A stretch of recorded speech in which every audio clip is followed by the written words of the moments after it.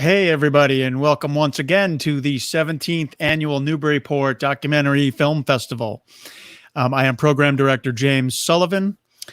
We have been conducting interviews with the directors of the feature films that we are very excited to show in our festival, which begins just a little more than a week away on September 17th. So looking forward to having you join us there.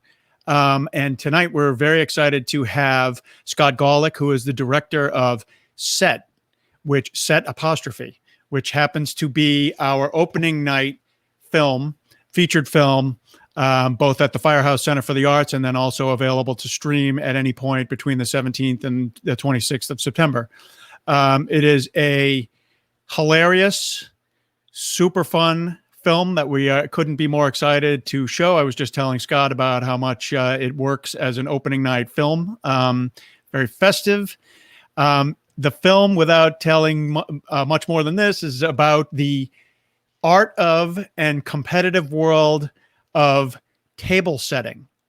And so without further ado, let's just take a look at the trailer and you'll see what I'm talking about.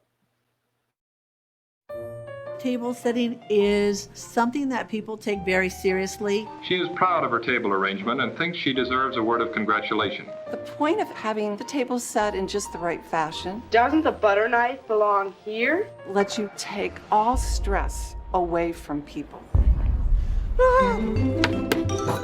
Stressing me out a little bit. I don't even know what to do right now. Tablescaping I would compare to brain surgery. God, it's hard. Oh, Jesus. It's serious business. 15 minutes till forks down. This is the Olympics of table setting. There are rules and regulations, and you follow those just like in a sport. My water glass and my wine glass were switched last year. That brought my points down. Well, I forgot the fork. So I call it forking myself, and Does this take over your life? Yes. I travel the world looking for items for my table. I keep my tables up all year round. Coming into the sensory deprivation chamber gives me a little bit more of a creative edge over the other contestants. This is more than just putting silverware and dishes on the table. What's your table shape this year? Are you circular? tablecloths are easier to make for the rectangle. They think I'm the quiet old woman, but I can be frisky. How'd you like our table? Oh, it's real nice. Since I've been unemployed for as long as I have, I thrifted the hell out of this table. Oh, I didn't need to buy water goblets. Great. He really needs a win in this competition. We all are trying to win best of show. We deserve best of show. This was my year. I don't like losing. One crease could be the difference between the ribbon or second place. I don't like second and third. These women are out for blood. It's competitive. People said I should burn in hell. I don't think putting a taxidermy animal on my table would make me feel good. Everything was measured, everything was placed correctly, everything is perfectly on there. I want that damn ribbon. Best of show. I think it's a lot more than tablescaping. It has a lot to do with life.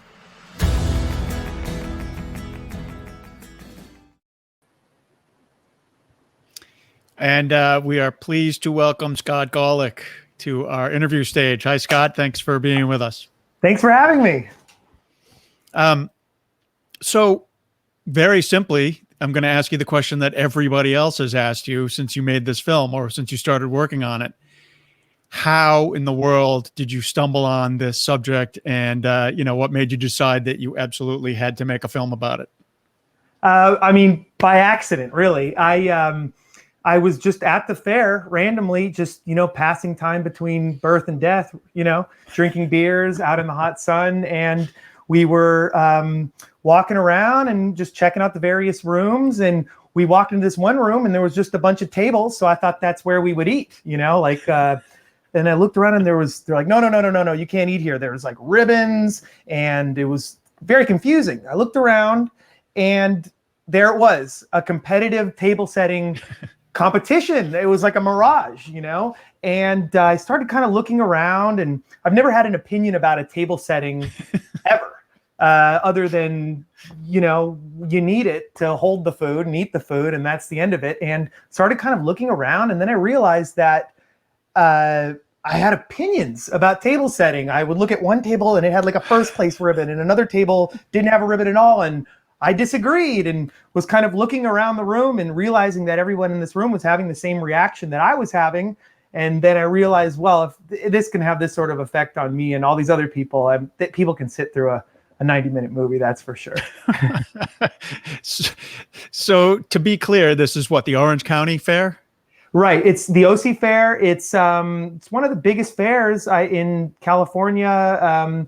And they just have tons of competitions there. You know, there's cookie competitions. There's axe throwing. There's beer. There's, you know, milking competitions. It's just your average fair. But, you know, I never heard of a table setting competition. So, you know, here we are.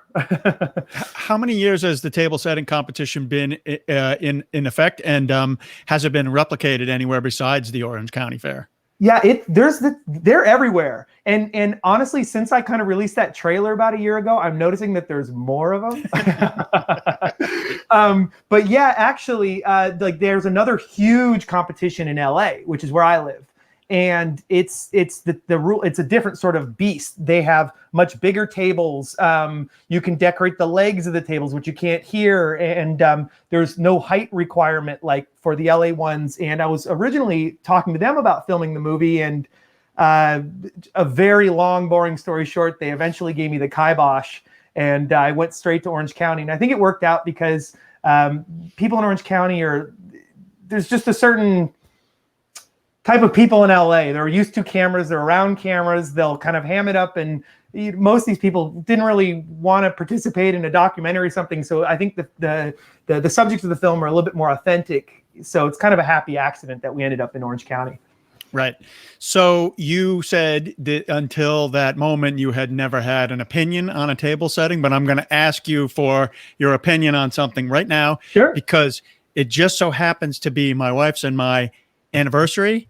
And so it just so happens that I'm using the crystal glass from our wedding for an anniversary glass of champagne. Where should I put it on my desk? Oh my God, we got to get Bonnie on the phone. I mean, I still eat off of paper plates. You know, I don't know. You know, the movie's everything you've never wanted to know about setting the table. And, you know, honestly, that trailer, there's a 3-minute segment in the beginning of the film that kind of tells you the rules of the competition. And then the rest of the movie kind of has nothing to do with setting the table, as you've seen it and your viewers will see too. So I am not the authority on setting the table. I've just met some wonderful people that took me on their journey getting their table ready. Right. So another, you know, fairly obvious question, I think. Every time I start to explain your film to anybody who's asking about what we have in the Documentary Film Festival, I use the word mockumentary. And it is not a mockumentary. It is the real thing. This is an actual documentary with actual real people. However, one of the things that's so much fun about your film is that it comes off like it might as well be another Christopher Guest film about people who bring their dogs to dog shows, or, you know, people who act in small town theater productions, or, you know, Waiting for Guffman, all those films. So how often does that come up? And to what extent did you try to drive that thought out of your mind when you were filming for this film and editing for this film? Yeah, you know, I was telling my girlfriend the other night, I said, if Christopher Guest has a Google alert set up on his phone for his name, he knows of my movie, because literally every article that has come out has said it's a real life Christopher Guest film. Right. You know, Christopher Guest, get at me. I'm actually trying to get a hold of him, but it's impossible. He's just off social media, and his agent is so famous. He has an agent. But you know, to be honest, that was never my intent. My intent was never to make Best in Show. This is, I guess, just my style of filmmaking. And although this is my first feature-length documentary, I have worked in this space and created a lot of reality-based packages for television throughout the years. And it's kind of just the style that I have. And it's kind of what I find interesting. As I was making the movie and editing the movie and sharing edits with people, you know, everyone's like, Best in Show, Best in Show. And so, of course, I'd seen Best in Show. I love Best in Show. I love Christopher Guest. But I purposely didn't like rewatch it during any of the of the making of it because I just didn't want to make Best in Show. But my girlfriend and I, we watched it recently because she had never seen it. And yeah, there's certainly parallels. It's just kind of outrageous statements, stuff that a competition you've never heard of, and then people preparing for this competition that you never heard of in ways that you've never heard of. And so there's lots of parallel themes, but it's all nonfiction. Set is a nonfiction movie. All right.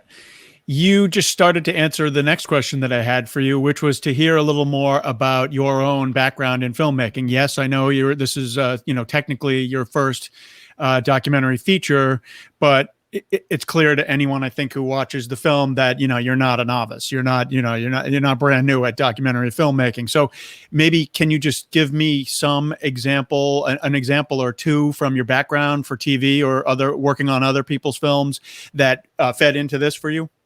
Certainly. I mean, to be honest, most of my business is commercial directing, and which has nothing to do with documentary. It's clean lines. It's a lot of money. I mean, you spend more on a 30-second spot than what we did on this entire movie, or what we sold it for that matter. Right.